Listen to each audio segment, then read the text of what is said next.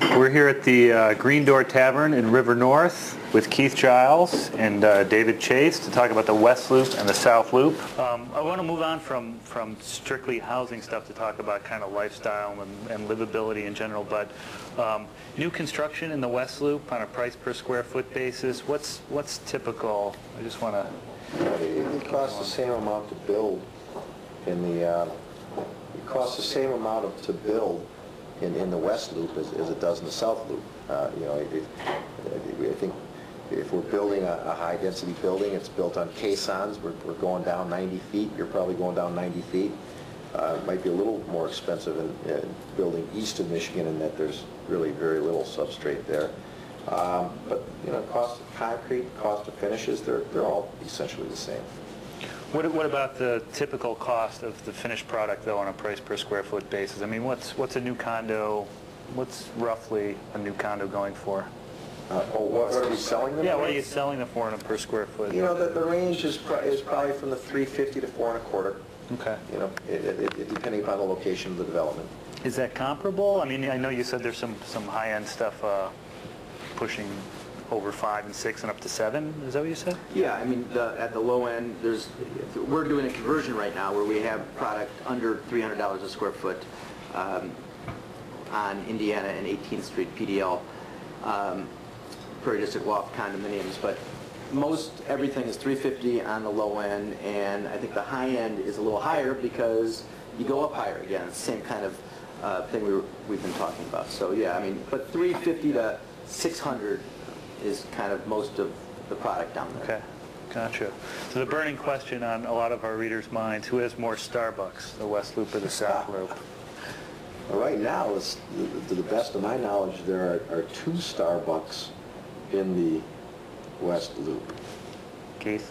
Well, we only have one, sad to say. However, we do have one Dunkin' Donuts and a second one on the way. Great. So we also have. Actually, I think I know we have one Dunkin' Donut. All right. Keep Actually, there are a bunch of smaller coffee houses in Printers Row, which is a nice street on South Dearborn Street, and I believe there's one of the other chains is on Wabash. So, but only one Starbucks. So. All right. Again, so far. Actually, there's Keith. There is a second opening up, if it hasn't opened already, on Canal at the Roosevelt Development, which is now part of the South Loop. Yes, well, I don't think it's open yet. Okay, all right. So it doesn't count. All right, doesn't count.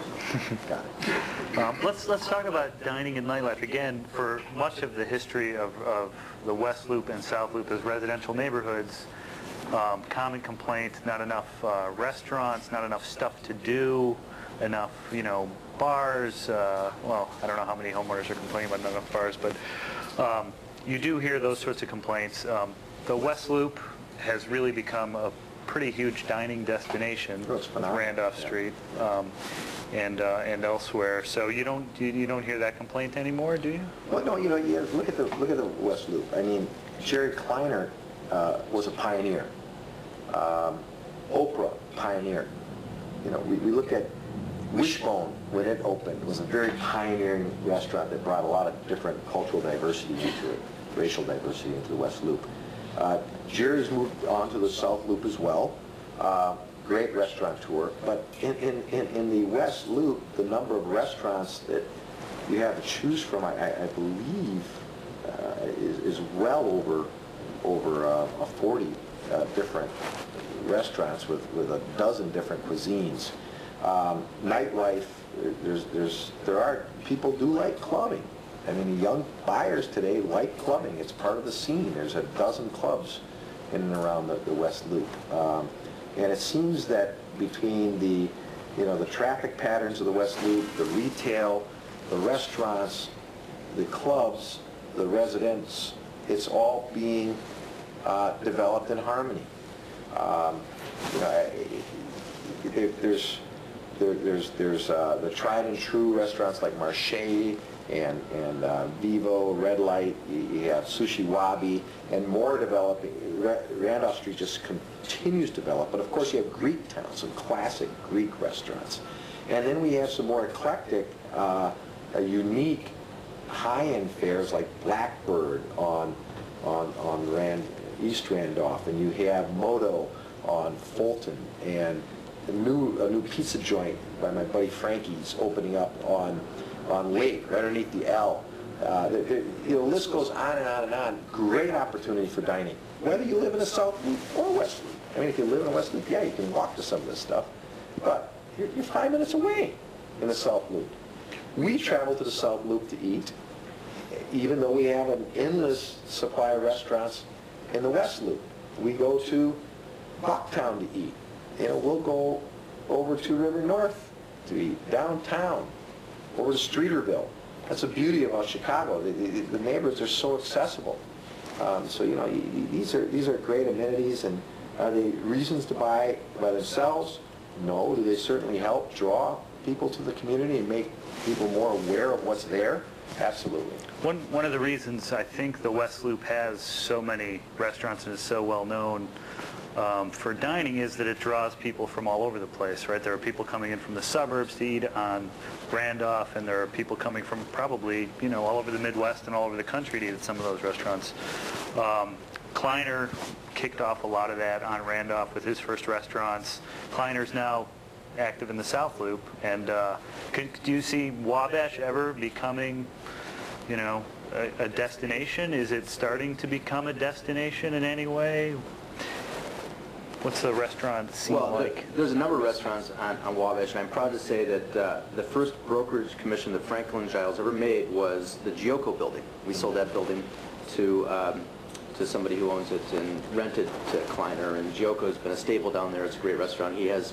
He's done a couple other restaurants on Wabash. He's got Room 21 at the Roosevelt Hotel. We've got the Bongo Room, which is a Bucktown, the second location. Further north, we have Oisie. You've got the Firehouse. There is Quattro.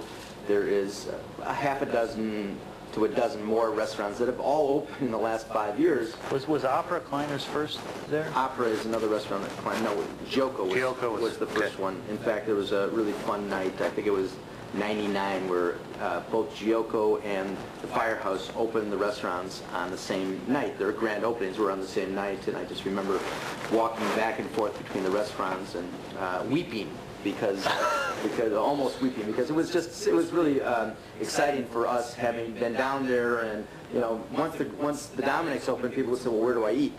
And now they had a place to eat, and it really just helped expand the South Loop's interest to others. But I think that Randolph Street is a staple in the city, and I used to, when we did compete with the West Loop, and I don't think we compete directly anymore with the West Loop. I think the South Loop competes with really all the neighborhoods, as probably the West Loop does as well. I used to think that it was a younger crowd buying in the South Loop, really most first-time buyers, and I felt like in those days, kind of in the mid-90s, that maybe the West Loop had slight advantage because the buyers were used to clubbing in those areas, and there was no clubs, and probably never will be many clubs in the South Loop. There's a couple of places down there.